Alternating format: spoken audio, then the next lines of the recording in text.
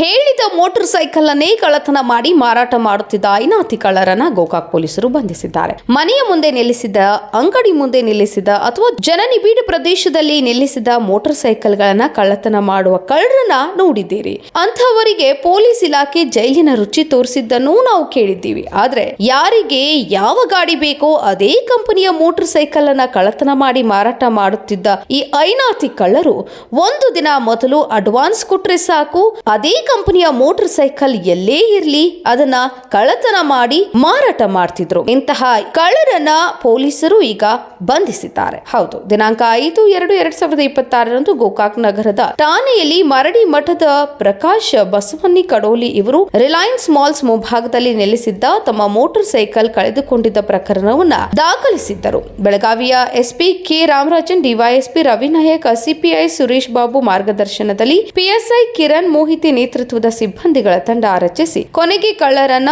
ಭೇದಿಸುವಲ್ಲಿ, ಪತ್ತೆ ಹಚ್ಚುವಲ್ಲಿ, ನ್ಯಾಯಾಂಗ ಬಂಧನಕ್ಕೆ ಒಪ್ಪಿಸುವಲ್ಲಿ ಗೋಕಾಕ್ ನಗರ ಪೊಲೀಸರು ಯಶಸ್ವಿಯಾಗಿದ್ದಾರೆ. ಇನ್ನು ಬೈಕ್ ಕಳ್ಳತನ ಪ್ರಕರಣದಲ್ಲಿ ಗೋಕಾಕ್ ಪೊಲೀಸರಿಂದ ಬಂಧಿತರಾದ ಕುಂದರ್ಗಿ ಗ್ರಾಮದವರಾದ ಪರಶುರಾಮ್ ಯಲ್ಲಪ್ಪ ಹನಬರಟ್ಟಿ ಮತ್ತು ಲಗ್ಮನ್ನ ಮಾರುತಿ ಮಲ್ಲನ್ನವರ್ ಇವರನ್ನ ವಿಚಾರಣೆಗೆ ಒಳಪಡಿಸಿದಾಗ ಗೋಕಾಕ್ ಶಹರದಿಂದ 6 motor cycle, Yamakanamaradi, Hukkeri, Nesargi police ಠಾಣೆಯ ವ್ಯಾಪ್ತಿಯಲ್ಲಿ 9 ಮೋಟಾರ್ ಸೈಕಲ್ ಕಳವು ಮಾಡಿದ್ದು ಪತ್ತೆಯಾಗಿದ್ದು ಒಟ್ಟು 15 ಮೋಟಾರ್ ಸೈಕಲ್ಗಳನ್ನ ಕಳ್ಳತನ ಮಾಡಿ ಒಪ್ಪಿಕೊಂಡಿದ್ದು ಅವರಿಂದ ಜಪ್ತಿ ಮಾಡಿ ಆರೋಪಿತರಿಂದ ನ್ಯಾಯಾಂಗ ಬಂಧನಕ್ಕೆ ಒಪ್ಪಿಸಲಾಗಿದೆ. ಇನ್ನು ಈ ಪ್ರಕರಣ ಭೇದಿಸಿ ಕಳ್ಳರನ್ನ ಬಂಧಿಸುವಲ್ಲಿ ಯಶಸ್ವಿಯಾದ ಸಿಪಿಐ ಸುರೇಶ್ ಬಾಬು, ಪಿಎಸ್ಐ ಕಿರಣ್ ಮೋಹಿತಿ ಹಾಗೂ ಸಿಬ್ಬಂದಿಗಳಾದ K N Iliger, BS Sidnal, M ಹುಚ್ಚಗೌಡರ್ ಸೇರಿದಂತೆ ಇನ್ನುಳಿದರ ಕಾರ್ಯವನ್ನ ಎಸ್ಪಿ ಕೆ ರಾಮರಾಜನ್ ಶ್ಲಾಘಿಸುತ್ತಿದ್ದಾರೆ.